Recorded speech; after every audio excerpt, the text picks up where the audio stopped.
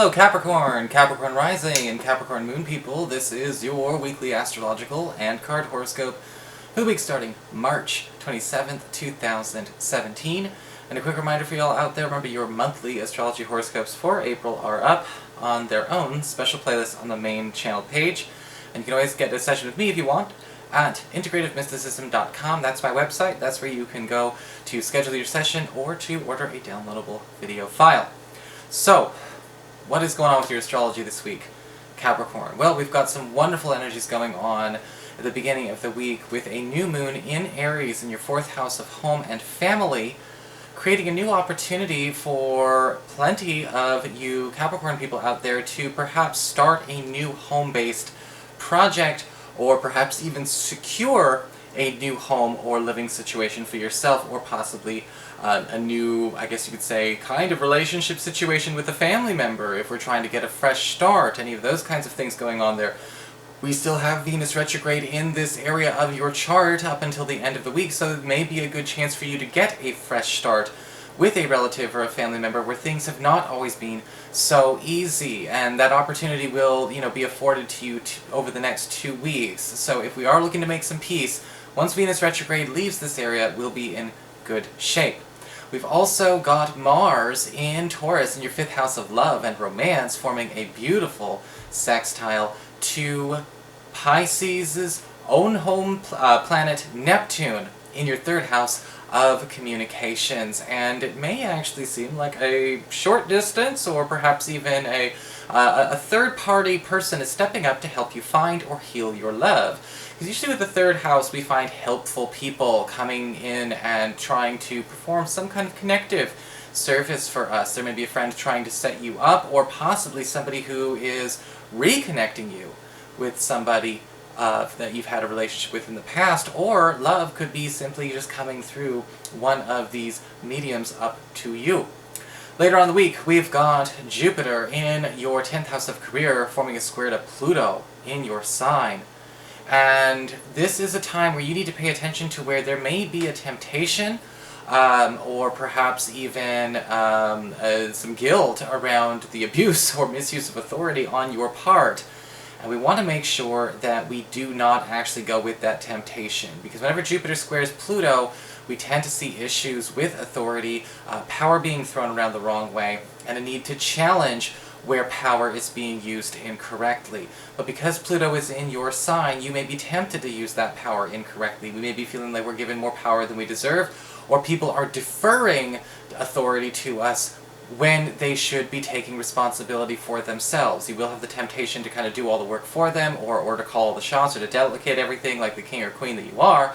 But I want you to be careful. Maybe too many people are just letting it passively be up to you anyway. So what's going on with your cards then this week? Well, for your spiritual advice, we've got the card of She Who Laughs, and I think the Scorpio's got this one as well.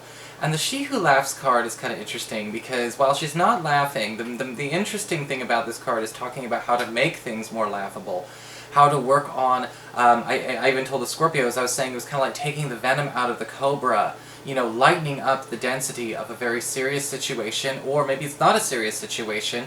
It's also about quelling and dispelling melodrama, overreactions, and things like that. And, as a person who might be thrown into a place of authority, you may be the perfect person to do that. Because the She Who Laughs card can talk about being of service to other people by kind of lowering the stakes, lowering the emotional stakes in tense situations at work, with family, with lovers. Because sometimes people raise those stakes super, super high into life and death situations, which, maybe to them it guarantees sort of certainty of conclusion, or people, thinking more quickly about how to fix problems, but it almost always makes things worse instead. So how do we lower the emotional stakes in a lot of these things? How do we take, again, that venom out of the cobra is definitely going to be the message this week.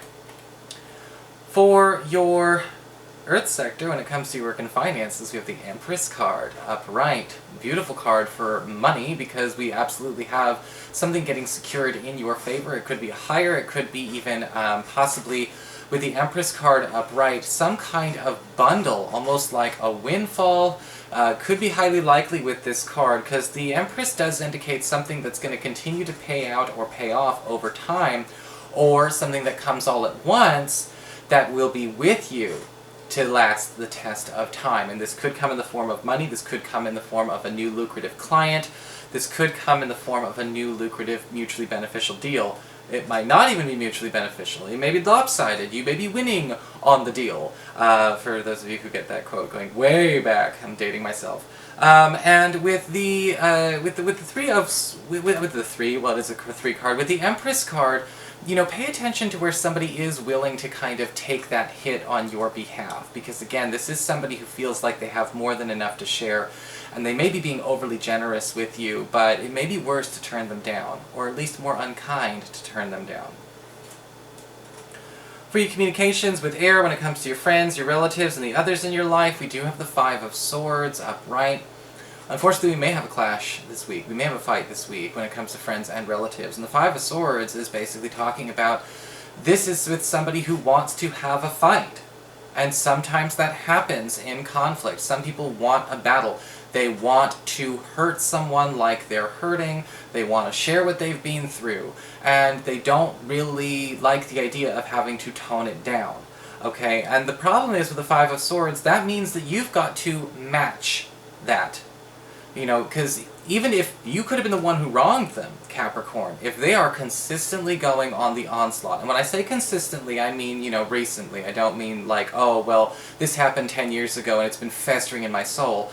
But I mean, like, if this has been going on recently, then with the Five of Swords, it's important to pay attention to where, look, you are trying to make peace. Now, with the Five of Swords, if you're going to fight for anything, fight for peace. Don't fight for ego, don't fight for pride, fight for peace. Because it seems like that's the thing this person just does not want for whatever reason. For your challenge this week with fire, we do have the Page of Cups, reversed. Very interesting card, because the Page of Cups reversed can indicate a lot of flattering attention, a lot of complimentary attention, a lot of gifts, a lot of goodies, and a lot of loving that you are not really asking for. And that wasn't for me. The Page of Cups reversed could indicate here that you may be finding out that somebody may have the hots for you, or somebody is just trying to win you over, trying to butter you up a lot. With the Page of Cups reversed, again, it's almost feeling like a little bit too much. Like they're trying way too hard. And with the Page of Cups reversed, you may need to kind of find out why this person is kind of, you know, laying it on as thick as they are. You know, now he or she could be simply trying to, again, win you over to their side, but you could be feeling a bit overwhelmed. And with the Page of Cups reversed, it can indicate also somebody who may have romantic feelings for you, but you do not return them. So how do we handle this kindly, empathetically, but also at the same time, make it foolproof? That's going to be up to you. And that's your challenge at the Page of Cups reversed. For your emotions with water and your romantic life, we do have the Queen of Cups upright. Now this is a nice card to have because it does indicate that for those of you who are single and looking, again, we have help in the pursuit of love. The Queen of Cups can often show up as sort of like the love expert, or the love therapist, or the love whatever, and maybe even sometimes a matchmaker. You may not even know that this is somebody trying to do this. She may not be trying to do it intentionally. This may just be through a venue or through an event revolving around her. It could be at her birthday party. It could be at her cocktail party. It could be a happy hour she invited everyone out to. But with the Queen of Cups upright, it's important to make yourself available. Now, for those of you who are currently coupled, the Queen of Cups upright can indicate that this is also a helper coming to you and your lover. And again, this may be something that you and your lover do need to hear, do need to be a part of, do need to see, because it is going to provide some kind of, I guess you could say, common solution to a problem you and your partner have been racking your brains on but cannot find a solution to. Maybe it's important that we always get that extra opinion. So that is your horoscope. I hope you enjoyed it. If you did, please like, share, and subscribe. You know I appreciate it. And of course, if you'd like to get a session, you can always follow the links below or go to integrativemysticism.com.